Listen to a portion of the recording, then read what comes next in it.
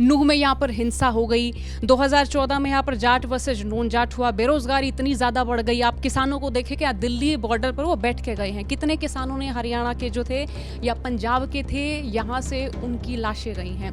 आप गुस्सा देख सकते हैं हरियाणा के लोगों का। सीएम का हेलीकॉप्टर उतरने नहीं दिया था। आज भी आप देखिए कि जहाँ जहाँ ये बीजेपी नेता जा रहे हैं, चाहे जेजेपी नेता भी जा रहे हैं, उनका कितना विरोध हो रहा है। अब माहौल थोड़ा थोड़ा ऐसे हुआ कि कोई नेता आ जाएं और वो चले जाएं। पहले कभी हुआ नहीं।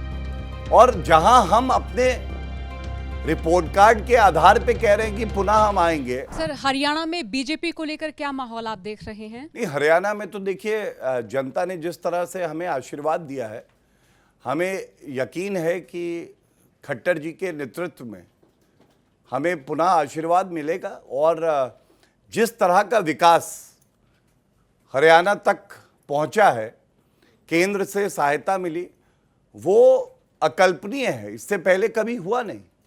और जहां हम अपने रिपोर्ट कार्ड के आधार पे कह रहे हैं कि पुनः हम आएंगे, दूसरी तरफ जो खबर आ रही थी कि आम आदमी पार्टी ने कहा कि हम वहां भी चुनाव लड़ेंगे, और एक तरफ घमंडिया जो है एकजुट होती है और कहती है हम सब एक हैं। तो आज प्रश्न ये है कि ये जो घमंडिया है, इसमें इतना विरोधाभास क्यों है? दिल्ली में, पंजाब में, हरियाणा में, छत्तीसगढ़ में पापी आप कह रही है हम चुनाव लड़ेंगे, और फिर एक साथ भी दिखाई दे रहे हैं। भारतीय जनता पार्टी की खूबी ये है कि हम लोग एक नीतिगत तरीके से विचारधारा के आधार पे फैसले लेते हैं, और इसीलिए जनता का जो विश्वास है वो हम में बरकरार रहता है। तो विश्वास हरियाणा के लोगों का लगातार जो है वो टूटता जा रहा है बीजेपी से। हरियाणा के लोगों का सवाल है जो आप तक मैं पहुंचा रही हूँ। बोलते हैं कि इस धरती में हम बोलते थे राम राम जय श्री राम, हम अपने गांव देहात में देख रहे हैं। नूह में यहाँ पर हिंसा हो गई, 2014 में यहाँ पर जाट वर्सेज नॉन जाट हुआ, बेरोजगारी इतनी ज़्यादा बढ़ गई। आप किसानों को देखें कि दिल्ली बॉर्डर पर वो बैठ के गए हैं। कितने किसानों ने हरियाणा के जो थे या पंजाब के थे, यहाँ से उनकी लाशें गई हैं। आप गुस्सा देख सकते हैं हरियाणा के लोगों का। बीजेपी नेता जब किसान आंदोलन के बाद गए थे ना सर, खुद सीएम का हेलीकॉप्टर उतरने नहीं दिया था। आज भी आप देखिए कि जहां जहां ये बीजेपी नेता जा रहे हैं, चाहे जेजेपी नेता भी जा रहे हैं, उनका कितना विरोध हो रहा है। अब माहौल थोड़ा थोड़ा ऐसे हुआ कि कोई नेता आ जाएं और वो चले जाएं। देखिए, आपने नूह हिंसा की बात करी है, मैंने पूरे राज्य की बात की, हर मसले की, खेती किसानी से लेकर धर्म से लेकर। आपने कुछ मुद्दे उठाए हैं, तो कम समय में प्रयास करूंगा कि हर बात का जवाब दूं। सबसे पहले, नूह हिंसा में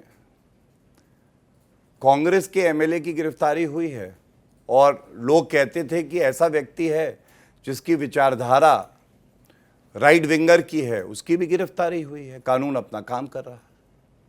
ये पहली चीज़ ये दिखाता है कि भारतीय जनता पार्टी की सरकार जो होती है वो कानून के हिसाब से कार्य करती है। दूसरी बात आपने किसानों की करी। किसानों पे मैं आपको बताऊं, जितना काम श्री नरेंद्र मोदी जी की सरकार ने और खट्टर जी की सरकार ने किया है, वो किसी ने नहीं किया। कई बार नाराजगी इसलिए भी होती है कि आप उसी से उम्मीद लगाते हैं जिससे आपको लगता है कि मेरी उम्मीद पूरी होगी। और ये मैं क्यों कहता हूं, आप बताइए। मैंने आपको एमएसपी के बारे में बताया।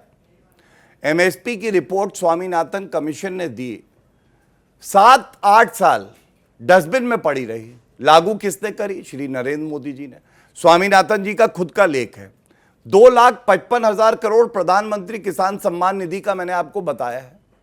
इसके अलावा आप सॉइल कार्ड ले लीजिए। आप जो आवश्यकता किसानों की होती है वो अगर कोई पूरी करता है तो भारतीय जनता पार्टी और जो केंद्र में और प्रदेश में हमारी सरकारें वो करती हैं। मैं आपको अब एक और चीज बताता हूं। किसान ये भी पूछते हैं कि छत्तीसगढ़, जहां चुनाव आने वाले हैं, मध्य प्रदेश और राजस्थान, कांग्रेस का मैनिफेस्टो निकालिएगा।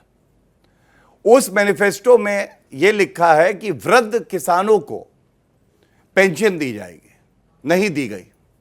उसमें लिखा है कर्जा माफी होगी, और मैं वो कागज लेके आया हूं, मैं आपको दिखा भी सकता हूं। करीब 19,000 किसान राजस्थान में ऐसे हैं जिन्होंने लोन लिया और जब उसका रीपेमेंट नहीं कर पाए तो उनके खिलाफ वारंट निकाला गया और उनकी जमीन जो है उसे जब्त कर लिया गया। ये असेंबली में जवाब दिया गया है। छत्तीसगढ़ में भी यही हाल है। मैं फर्क ये दिखाना चाहता हूं कि भारतीय जनता पार्टी ने किसानों के लिए जो कर दिखाया है वो कोई कर नहीं सकता है। और हम ये मानते हैं कि भारत की रीढ़ अगर कोई है तो वो किसान भाई बहन हैं, और उनके लिए भारतीय जनता पार्टी हमेशा कार्य करती रहेगी।